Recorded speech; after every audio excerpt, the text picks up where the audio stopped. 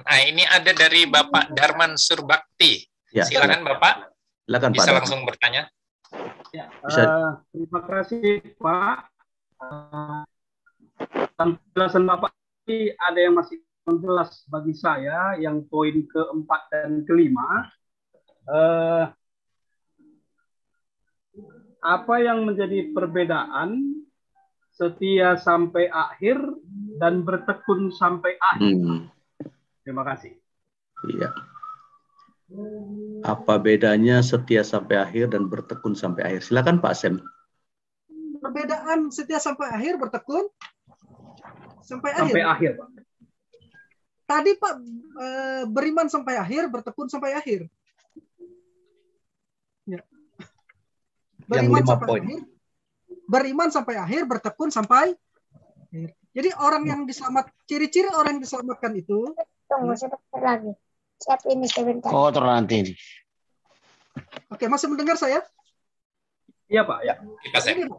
Nah, ciri-ciri orang yang diselamatkan itu, Bapak bisa baca ayat-ayatnya di sini. Yohanes 5 ayat 24, Yohanes pasal 6 ayat 37 sampai 40. Itu menunjukkan ciri-ciri orang yang sudah diselamatkan.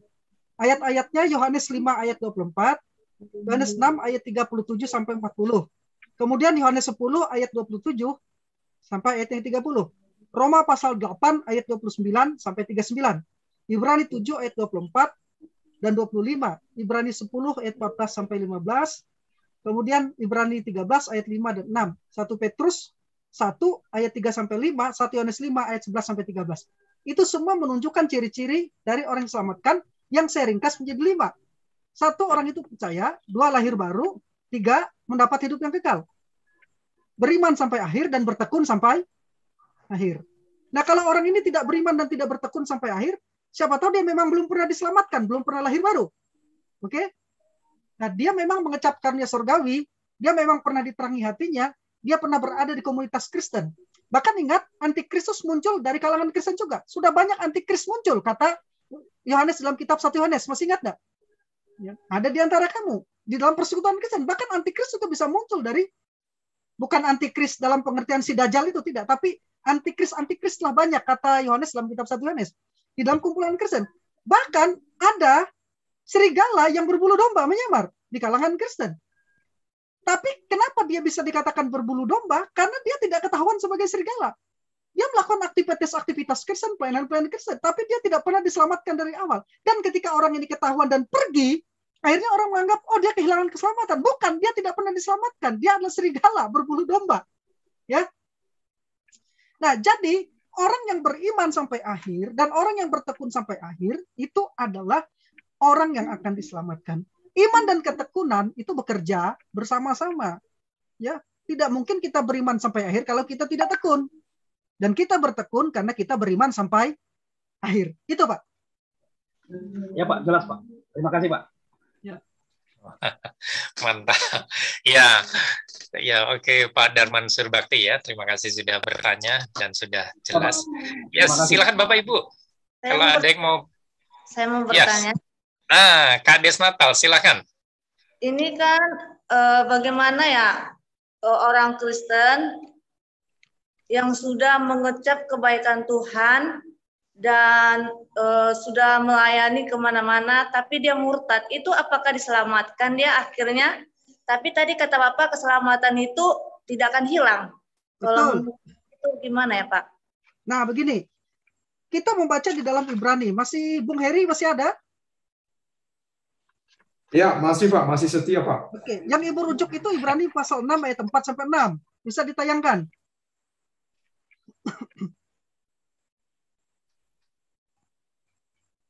Perlu saya bacakan, Pak Sep? Ya, dibacakan Ibrani 6 ayat 4 sampai 6. Ya, baik. Sebab mereka yang pernah diterangi hatinya, yang pernah mengecap karunia sorgawi, dan yang pernah mendapat bagian dalam Roh Kudus, dan yang mengecap firman yang baik dari Allah, dan karunia-karunia dunia yang akan datang, namun yang murtad lagi tidak mungkin dibaharui sekali lagi sedemikian, hingga mereka bertobat, sebab mereka menyalibkan lagi anak Allah bagi diri mereka, dan menghinanya di muka umum.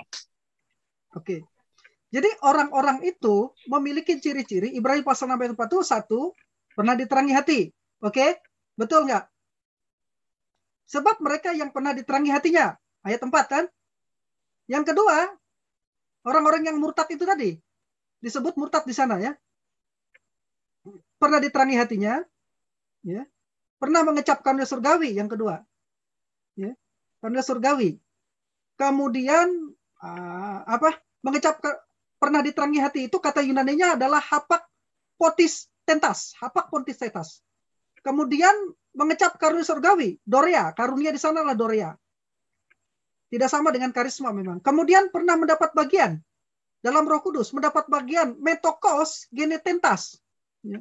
Nah, kemudian pernah mengecap, yang keempat pernah mengecap firman yang baik dari Allah, dan yang kelima tidak hanya mengecap firman yang baik, tetapi juga karunia-karunia yang akan datang. Tapi pertanyaan saya, ada enggak ciri-ciri orang yang diselamatkan itu pada mereka?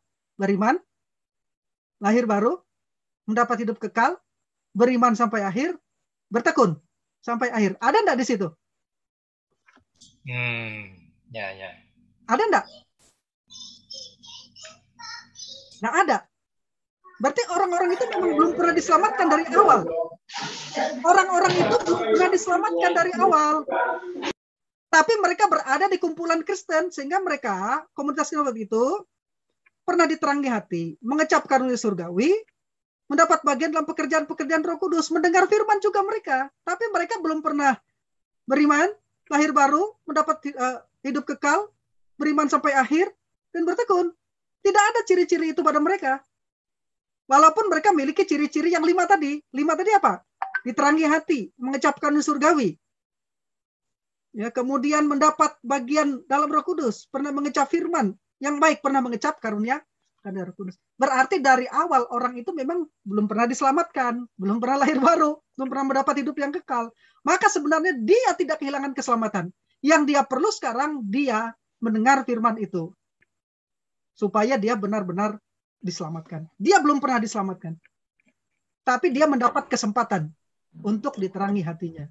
Tapi kan dalam hati seseorang kan punya hati nurani. Apakah hati nurani itu tidak berbicara kepada hamba-hamba Tuhan ini yang murtad?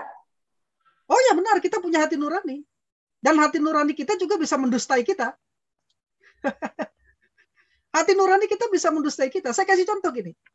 Orang kalau percaya bahwa mengambil bunga punya tetangganya itu tidak dosa tanpa izin, ya, hati nurani menuduh yang kamu lakukan itu dosa loh, mencuri. Tapi dia bilang, oh ini nggak dosa. Besok diambil lagi. Akhirnya hati nurani tumpul. Akhirnya mencuri itu tidak dosa bagi dia. Hati nurani bisa mendustai kita.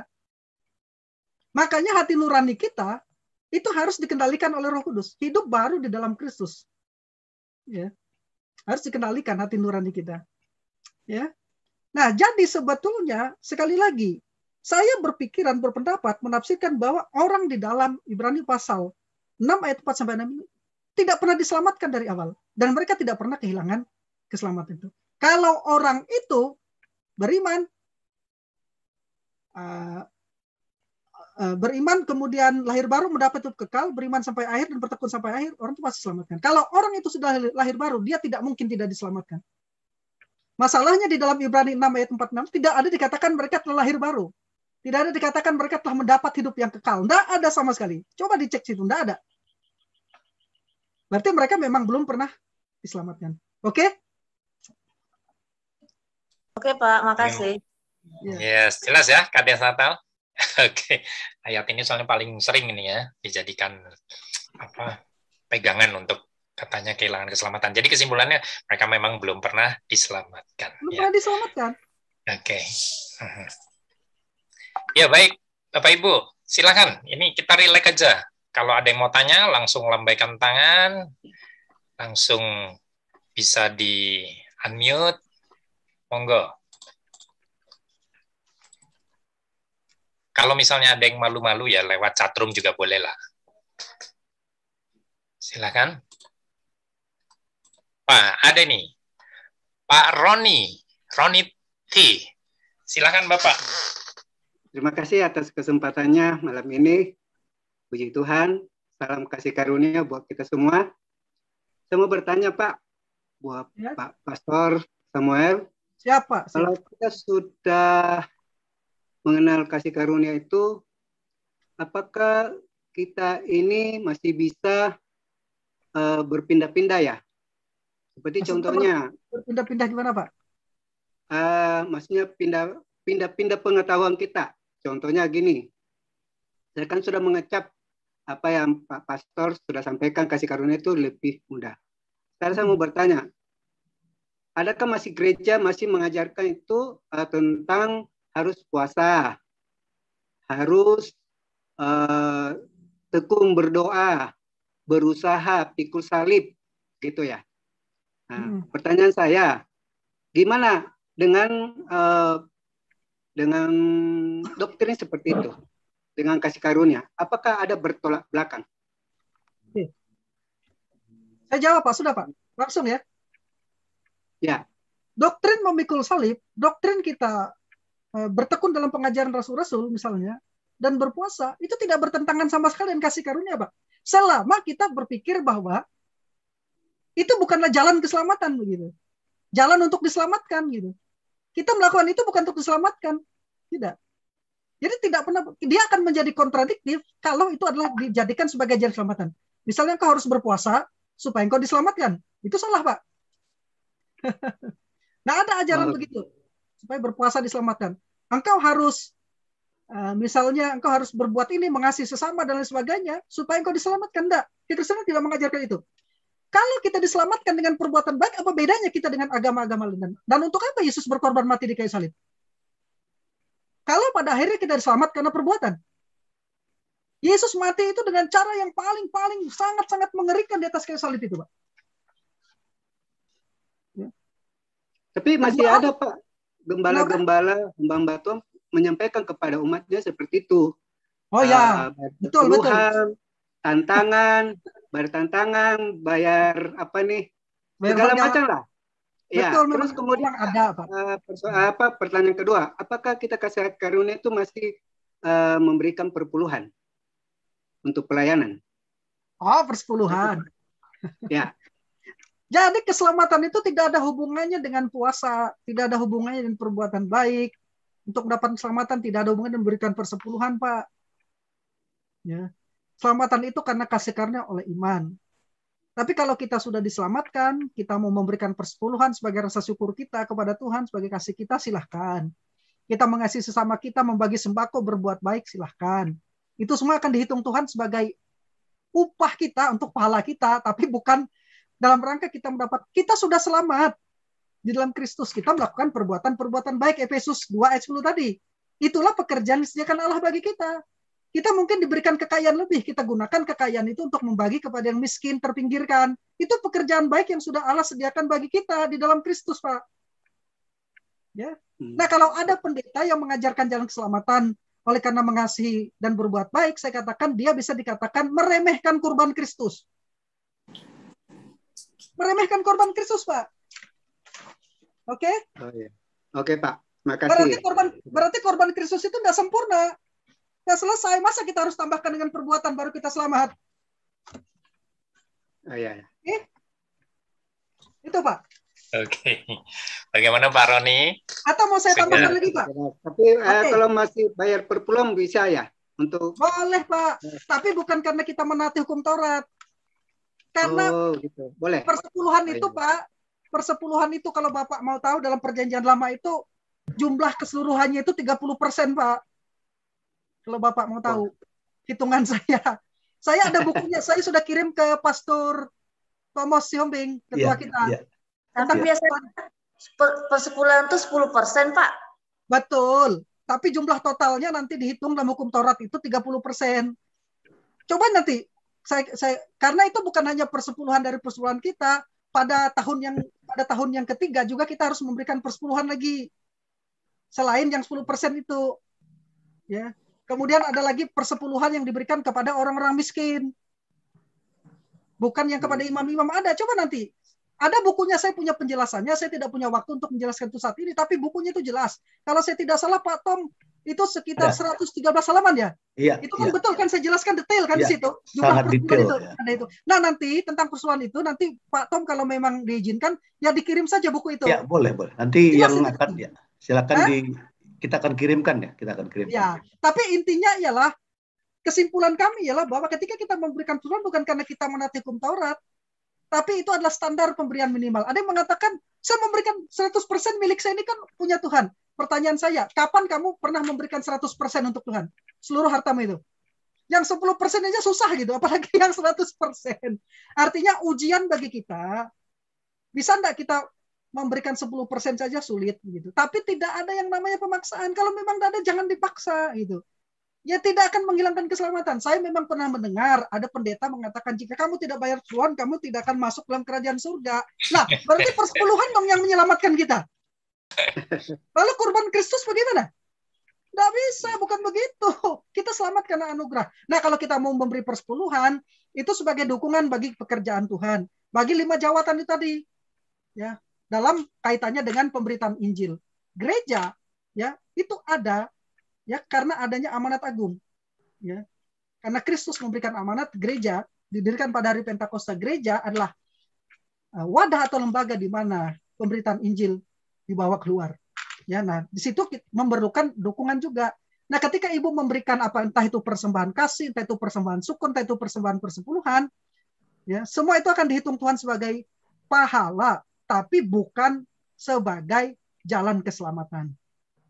Oh ya, kasih Oke? Pak. Sudah jelas. Terima kasih. Shalom. Selamat malam. Iya, terima kasih Pak Roni.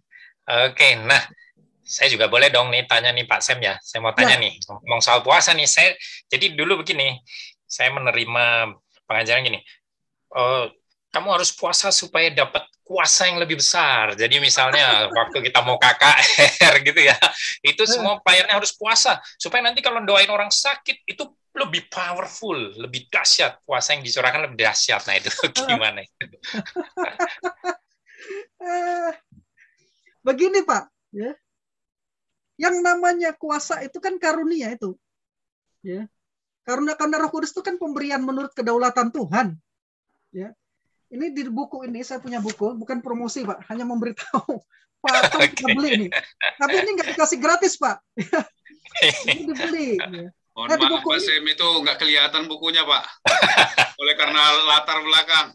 Oh gitu. Nggak kelihatan ya ini ya? Iya, nggak kelihatan. Tidak jelas Pak. Kelihatan Pak, karena background. Oke, nggak apa-apa. Oke, nanti saya di-share saja. Jadi di buku Apologetika Karismatik ini saya membicarakan tentang karunia. Tentang karunia Roh Kudus, bagaimana kuasa bekerja. Tidak ada sama sekali yang dipersyaratkan kita harus berpuasa. Begitu. Lagi pula kuasa itu kan bukan milik kita. Tetapi kamu akan menerima kuasa kalau Roh Kudus ada di dalam kamu. Di dalam perjanjian baru, Roh Kudus itu ada di dalam kita sudah. Berarti kita sudah menerima kuasa dong, bukan karena puasa. Hanya orang kadang-kadang meragukan bahwa Roh Kudus ada di dalam dia itu memberikan kuasa kepada dia. Dia ragu-ragu saja. Sehingga dia tidak berani mendoakan orang dan lain-lain sebagainya. Atau bisa jadi dia memang bukan karunia untuk mendoakan orang seperti itu. Masing-masing orang kan diberikan yang berbeda. Tapi kita menerima kuasa kalau Roh Kudus turun atas kita. Ya, ketika kita lahir baru, Roh Kudus itu sudah ada di dalam kita. Roh Kudus itu melahir barukan kita. Dia ada di dalam kita. Makanya saya katakan, untuk kehilangan keselamatan, Roh Kudus itu harus pergi dari seseorang. Itu tidak mungkin. Dan lahir baru itu harus batal gitu. Ya. Kita ini punya jaminan itu rangkap dari Tuhan. Sehingga kita tidak bisa kehilangan keselamatan. Ada lagi. Oke. Bisa menangkap itu. Oke, Mas. Ya, dulu saya mikirnya, ya kakaknya malah puasan, doain orang malah lemes nanti. Bukannya powerful, tambah lemes. Makanya Pak, banyak orang itu terjebak di situ Pak. Ya, justru dia puasa malam-malam larut sampai malam. Akhirnya begini Pak, ini yang saya ketahui pernah terjadi. Akhirnya doa puasa sampai malam-malam Pak ya. Lalu karena ibu-ibu janda takut diantar pulanglah. Akhirnya terjadi apa Pak? Dalam keadaan lemah, ngantuk. Akhirnya terjadi nginap aja di sini. Akhirnya terjadi apa? Perzinahan. Malah kacau. Ada Pak yang itu terjadi. Ya, kesempatan di dalam pelaksanaan seperti itu. Bukan tidak boleh. Doa dan puasa itu tidak boleh, tapi bukan sarana keselamatan, jalan keselamatan bukan. Dan bukan juga sebagai sarana kuasa. Tidak. Bukan supaya lebih powerful juga enggak ya, Tidak. berarti ya. Tidak lebih sama sekali. berkuasa. Ya. Roh Kudus ada di dalam kita, yakin saja. Roh Kudus ada di dalam kita, itulah yang memberikan kuasa kepada kita. Kuasa melawan dosa, melawan kedagingan. Hiduplah oleh roh, katanya kan. Tidak ada dikatakan berpuasalah kamu melawan kedagingan. Tidak. Hiduplah oleh apa? Oleh roh. Galatia pasal yang ke-6. Tidak ada di sana kamu harus melawan kedagingan, melawan dosa itu. Perbuatan daging itu dengan berpuasa, tidak ada. Tidak ada, Pak. Tapi melawan kedagingan itu adalah dengan Roh Kudus, kuasa roh. Hiduplah dipimpin oleh roh. Amin. Itu jelas kok ayatnya Galatia pasal 6. Ya. Roh Kudus yang ada di dalam kita yang memimpin kita itu, Pak. Oke, Pak Sen. Saya kasih kesempatan lagi buat Bapak Ibu yang ingin bertanya. Kalau nggak ada yang tanya, nanti saya borong pertanyaannya. Silakan Bapak Ibu. Ada 2 orang ini Pak Jo yang angkat tangan ini. Oh yang duluan yang mana nih? Kalau menurut urutan? Marolop Evander. Oh ya, Marolop dulu. Silakan Bro Marolop Evander. Langsung dibuka mic-nya. Boleh kalau tidak keberatan ya, Pak. Wajahnya terlihat. Saya mau bertanya gini terkait yang ada ditanyakan Ibu tadi yang tentang murtad-murtad itu. Ya. Jadi kan saya mempertanyakan gini Pak, bahwasannya nggak usahlah kita buat orang pendeta atau orang biasa, orang Kristen biasa saja gitu misalnya kan. Ya. Kalau saya tidak salah dengar, soalnya sini juga putus-putus suara Bapak waktu menjelaskan yang itunya Pak. Bahwasannya Bapak bilang tadi jika telah murtad tidak ada keselamatan gitu ya Pak ya? Atau gimana tadi? Bukan karena kurang jelas. Itu putus. Karena ada pertanyaan tambahan dari yang penjelasan tadi Pak. Kalau memang saya tidak salah dengar gitu loh Pak. Jadi di Ibrani pasal 6 ayat 4 sampai 6 itu, murtad bukan karena murtad dia kehilangan keselamatan. Murtad dari hal-hal dia pernah diterangi hati, pernah mengecapkan di surgawi, pernah mendengarkan firman Tuhan. Bukan karena murtad karena dia kehilangan keselamatan, tidak. Orang yang sudah diselamatkan itu tidak bisa kehilangan keselamatan, Pak. Saya punya bukti-bukti yang jelas untuk itu. Oh, berarti Pak, kalau dia murtad, dia tetap selamat, memperoleh keselamatan gitu, Pak? Oh, enggak. Dia memang tidak pernah selamat dari awalnya. Jadi dia tidak pernah kehilangan keselamatan, karena memang dia tidak pernah diselamatkan. Bagaimana dia bisa kehilangan sesuatu yang dia tidak miliki? Kalau misalnya dia Pak melakukan pertobatan, apakah tetap tidak selamat atau bagaimana, Pak? Makanya, itu berarti Tuhan berikan kesempatan kepada dia. Ya. Ada enggak ciri-ciri dia sudah beriman, lahir baru, hidup kekal, beriman sampai akhir, bertekun sampai akhir? Itu yang menunjukkan bahwa dia itu sudah diselamatkan, artinya dia sudah bertobat. Itu loh Pak, kembali lagi kepada ciri-ciri orang diselamatkan tadi. Kalau dia tidak sampai akhirnya memiliki ciri-ciri itu, dia memang tidak pernah selamat dari awalnya. Gitu loh. Walaupun dia hamba Tuhan ya Pak? Walaupun dia hamba Tuhan, tidak peduli hamba Tuhan. Karena Paulus mengatakan hati-hati ada rasul-rasul palsu, nabi-nabi palsu, penginjil-penginjil palsu, yang memberitakan Injil palsu. Maka ada pendeta palsu. Ada hamba Tuhan palsu. Kenapa saya katakan berani begitu? Karena Rasul mengatakan juga begitu. Ada rasul-rasul palsu, nabi-nabi palsu, penginjil-penginjil palsu. Bukan saya yang mengatakan itu. Oke? Ada di Alkitab, ada ayatnya jelas. Iya. Bagaimana Bro Marolop? Udah oke ya? Wah ini makin malam makin hot ini pertanyaannya nih. Ini kalau ngikuti waktu. Kita sepakat dulu mungkin ya Pak Thomas ya. Jam berapa batasnya? Mengalir aja dulu Pak. Mengalir aja dulu. Oh mengalir. Oke. Karena ini udah 3 orang lagi nih angkat tangan nih. Oke. Sesuai urutan. Sebelum dilanjutkan. Saya akan lanjutkan tadi. Ini 7 alasan kepastian keselamatan kita. 1, pemilihan Allah yang berdaulat atas orang percaya. Allah tidak pernah salah. Itu. Sehingga penginjil itu bisa sampai kepada kita tadi Allah yang mengutusnya. Pemilihan Allah yang berdaulat itu melalui sebuah proses, Pak, dalam pelaksanaannya, kronologisnya. Tapi di dalam kekekalan Allah telah melakukan itu, gitu. Nah, yang kedua, kematian Kristus yang efektif bagi orang percaya. Allah memang mendamaikan dunia melalui kematian Kristus, tapi keselamatan itu, kematian itu, penebusan itu efektif hanya bagi orang percaya. Itu jaminannya. Nah, yang ketiga, Roh Kudus yang melahir barukan kita. Itu jaminan berikutnya bagi keselamatan kita sehingga tidak bisa hilang. Nah, yang berikutnya lagi, Roh Kudus yang berdiam di dalam kita. Untuk keselamatan itu bisa hilang, Roh Kudusnya harus pergi. Sedangkan Roh Kudus itu adalah jaminan arabon. Arabon Yes. itu jaminan, uang muka yang dibayar, ya, dan itu sesuatu yang pasti akan dibayar di kemudian. Arabon, kata ini Arabon itu. Nah, kemudian lagi pemeteraian oleh Roh Kudus atas orang percaya. Kita ini bukan hanya Roh Kudus berdiam dalam kita, tapi diberikan jaminan Arabon tadi, dimeteraikan, ya. Nah, untuk kehilangan keselamatan, meterai ini harus dibuang. Bisa nggak? Nggak bisa. Ya. Yang berikutnya adalah anugerah hidup kekal. Ya, yang keenam. Dan yang ketujuh, pemeliharaan Allah atas orang-orang percaya. Dan pemeliharaan Allah itu rangkap. Yesus katakan, bukan hanya aku yang memegang mereka, tetapi Bapa yang memegang mereka. Tidak ada yang dapat merebut mereka dari tangan Bapa. Itu jaminan kita, Pak. Oke, silahkan. Lanjutkan. Iya, oke. Pertanyaan selanjutnya dari Pak Darman Surbakti, silakan. Monggo Bapak bisa silakan buka. Oke. Terima kasih. Satu lagi pertanyaannya. Saya pernah berdiskusi dengan majelis mengenai hal ini, anugerah keselamatan dan perbuatan baik. Oke. Jadi dia memakai ayat Wahyu 20, Wahyu 20 ayat 12 sampai 15 untuk menekankan bahwa keselamatan itu juga perlu perbuatan baik. Wahyu ayat 12 sampai 15. Itu yang dia pakai, bahwa dia mempercayai keselamatan itu juga ditentukan oleh perbuatan baik. Bagaimana? Jelaskan tadi Pak panjang lebar di depan. Perbuatan baik itu penting, Pak. Tapi itu berkaitan dengan pahala. Ya. Bahkan orang yang martir pun nanti itu akan diupahi, Pak, dengan mahkota. Ya. Cuman berulang-ulang saya katakan, saya tidak yakin orang itu selamat kalau mereka tidak menunjukkan buah-buah pertobatan, buah-buah kehidupan kudus, buah-buah perbuatan yang baik. Ya.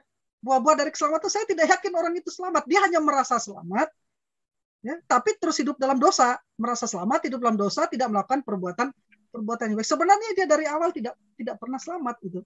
Nah, jadi memang betul kita diselamatkan itu karena anugerah oleh iman, dan kita harus mengerjakan keselamatan itu, bertekun, setia sampai akhir, ya, memikul salib kita, setia, tidak setia di tengah-tengah kesusahan dan penderitaan kita dan sebagainya. Tapi bukan dalam rangka kita sudah diselamatkan gitu.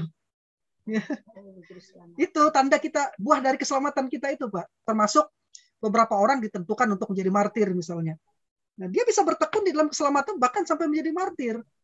Ya. Itu, Pak. Ya. Tapi bukan sebagai jalan keselamatannya, bukan. Tapi sebagai buah dari keselamatan itu. Oke, Pak ya? Iya, Pak. Terima kasih, Pak. Soalnya lagi saya tegaskan lagi, kalau keselamatan kita harus ditambah dengan perbuatan, maka tetelestai sudah selesai. Pekerjaan Yesus itu berarti tidak sempurna, bukan tetelestai lagi. Tidak sempurna Yesus kerjakan untuk keselamatan kita, karena kita harus menambahkan lagi. Ya, dan itu berarti ya, kita lebih bisa dari Allah, ya, dalam hal menyelamatkan diri kita untuk masuk surga. Ya. Dan itu meremehkan kurban Kristus sama sekali. Kita diselamatkan karena anugerah oleh iman, bukan karena perbuatan sama sekali. Sudah saya jelaskan Efesus tadi, sedikit kita mengeksplor di sana. Tidak ada jasa kita sama sekali. Tidak ada perbuatan kita sekali. Perbuatan ada tempat tersendiri dalam kekristenan. Bukan sebagai jalan masuk surga, tetapi tanda bahwa kita sudah menjadi orang kerajaan surga.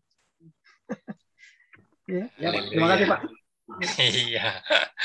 Oke, baik. Nah, ini ada pertanyaan juga masuk lewat chatroom, tapi tetap saya sesuai urutan ya. Ini yang urutan kan yang angkat tangan dulu. Silakan Pak Sam. Jadi selanjutnya dari Bro Agus ini. Ya. Silakan. Boleh membuka mic-nya dan bertanya langsung. Agus ya. Ya. Iya. Silakan. Ya, masih mute, Saudara Agus. Masih mute. Bisa di-unmute dulu? Ya. Oke. Tadi sudah. Ya, silakan.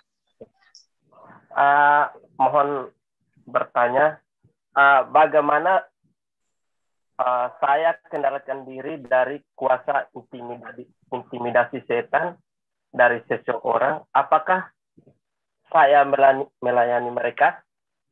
Bagaimana, Pak? Kurang jelas. Pertanyaannya, bagaimana saya kendalikan diri dari kuasa intimidasi setan dari orang-orang, apakah saya melayani mereka? Yang terakhir itu kurang jelas. Apakah saya melayani mereka itu maksudnya mereka itu siapa, Pak? Orang-orang. Atau maksudnya jemaat mungkin. Jemaat. Sebentar dulu. Bukan. Iya, saya juga jemaat. Masih agak bingung. Bingung ya? Nggak apa-apa, bro. Pelan-pelan aja. Orang kan, saya kerjanya biasanya kan ada penekanan dari orang-orang, ya kan? Kerjanya sebagai security, gitu. Ya. Oke. Oh, itu. Saya pikir tadi Bapak intimidasi dari setan. Iya. Biasanya kan di Bali sini kan, setahu saya kan, kita nggak tahu mereka bawa apa kan. Saya hanya dari hati saya gitu aja. Oke. Kayak ada roh-roh gitu kan. Oke. Yang pertama begini, Pak. Ya, kita harus memiliki keyakinan bahwa hidup kita itu di dalam jaminan Tuhan, di dalam pemeliharaan Tuhan. Itu yang perlu kita yakin dulu.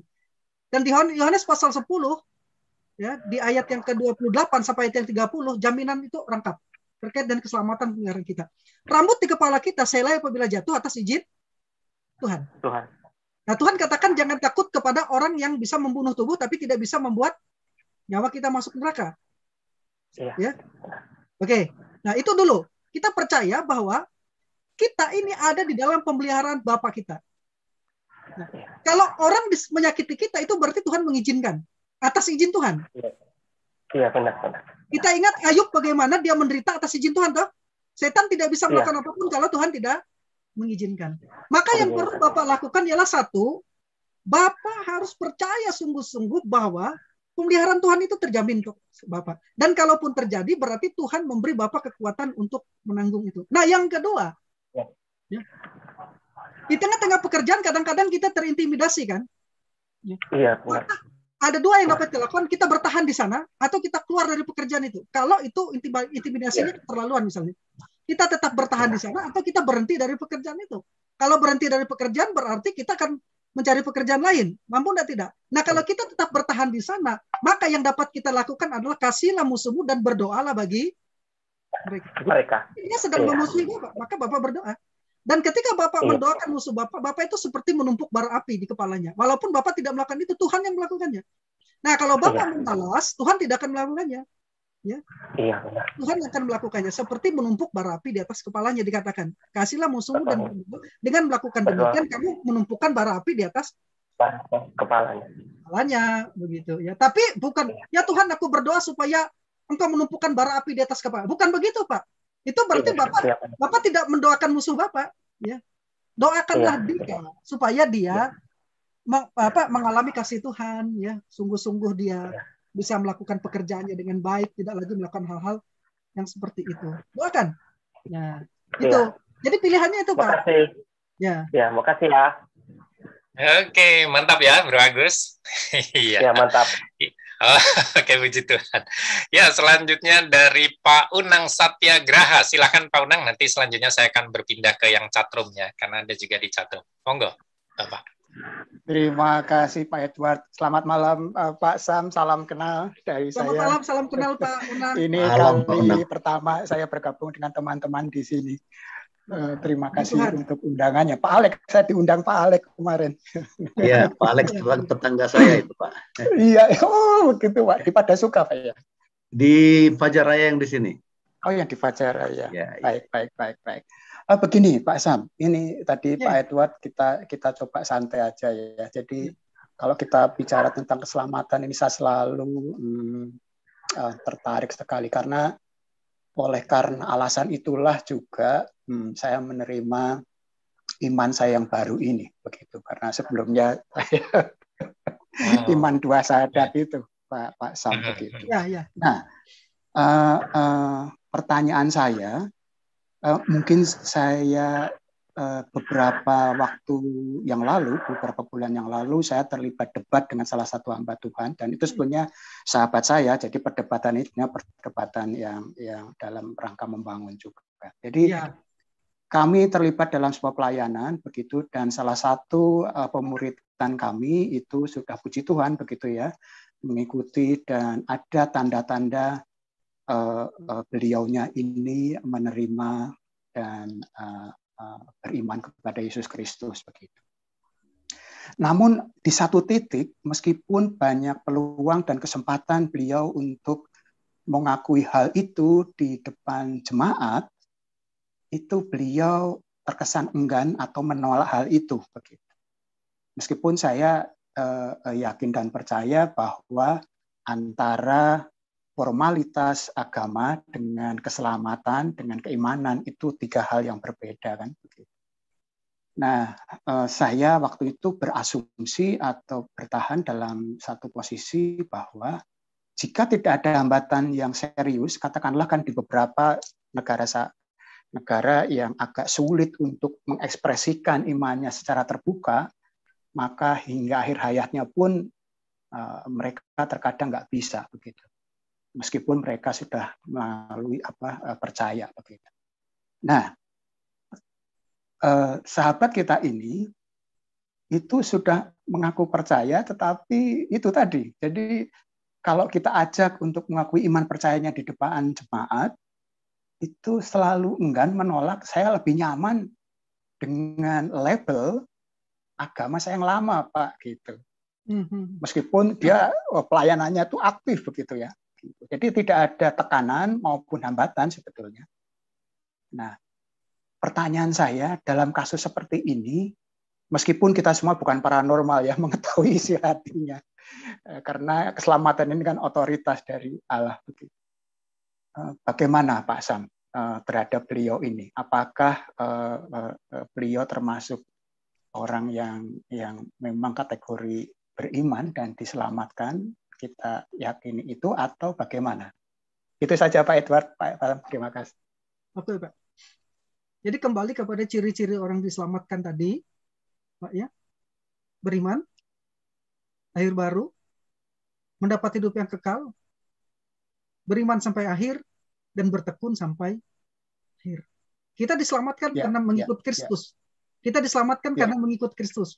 Percaya dalam hati kita bahwa Yesus adalah Tuhan dan mengaku dengan mulut kita, mendeklarasikan, ya, mengaku dengan mulutnya, mendeklarasikan bahwa Dia adalah Tuhan yang kita percaya, maka kamu diselamatkan.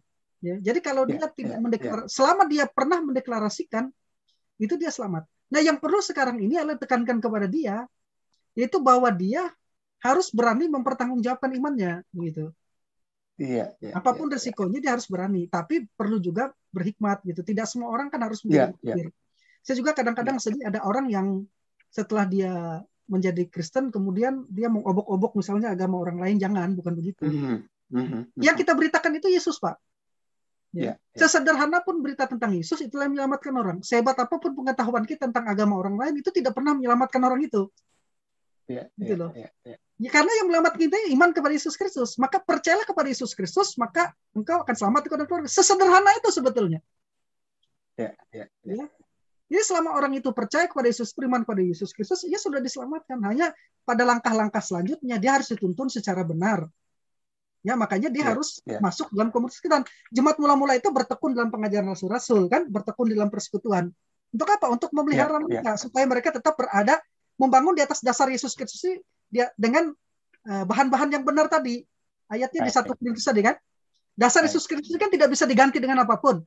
Percaya dalam hati, mengaku dengan mulut, sudah dia diselamatkan. Tapi membangun di atas ini, Pak, itu kan ada bahan-bahan yang harus, entah itu dari apa tadi dikatakan, dari daun, rumput kering, dari kayu, dari tembaga, dari perak dan dari emas, kan beda-beda tahu bahannya.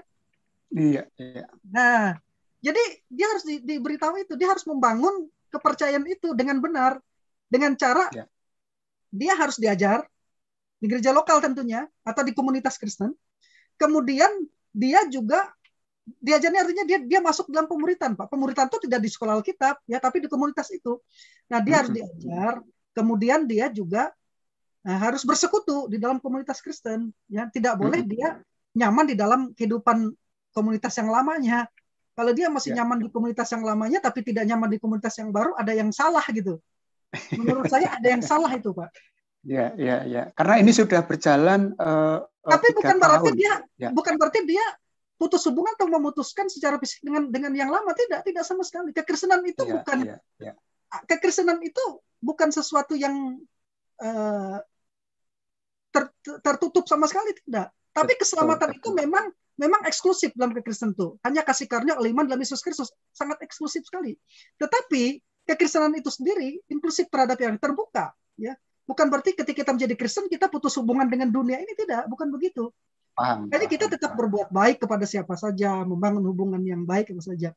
Nah, jadi yang menjadi pertanyaan saya tadi, kendala saya ialah kalau dia sudah mengaku Yesus sebagai Tuhan dan Juru Selamat, seharusnya ada sesuatu yang mendorong dia untuk melakukan sesuatu yang baru juga. Sesuatu yang baru yang sebelumnya tidak dia lakukan. Mendengar pengajaran di dalam komunitas Kristen, bersekutu dalam komunitas Kristen, berdoa kepada Yesus sebagai Tuhan dalam komunitas Kristen. Tidak ada pertumbuhan Kristen yang baik di luar komunitas gereja. Itu saja, Pak. Bahkan Paulus pun berada dalam komunitas gereja. Dia diutus di jemaat, Pak. Ya, dia diutus di dalam sebuah jemaat. Ya, dalam pelayanan. Itu, Pak. Iya. Karena yang menjadi dilema bukan dilema ya. Artinya kita coba doakan juga karena ini sudah lama dan beliau kan orang yang lahir baru. Apa yang tadi disampaikan Pak Sam sudah kita sampaikan bahwa diharapkan bisa berhimpun, bertumbuh dalam gereja lokal dan kita saling menguatkan begitu. Yeah. Tapi beliaunya dengan alasan saya akan menjadi slogannya itu garam dan terang di komunitas yang lama begitu ya, dengan dan sebetulnya exact mereka mengabarkan kabar baik di sana begitu. Oke. Kita bersabar saja, Pak. Ya. Ya. Baik Pak Edward, terima kasih Pak Edward. Iya, terima kasih Pak Unang Satyagraha untuk pertanyaannya ya. Oke, baik, kita akan beralih ke pertanyaan yang ada di chat room.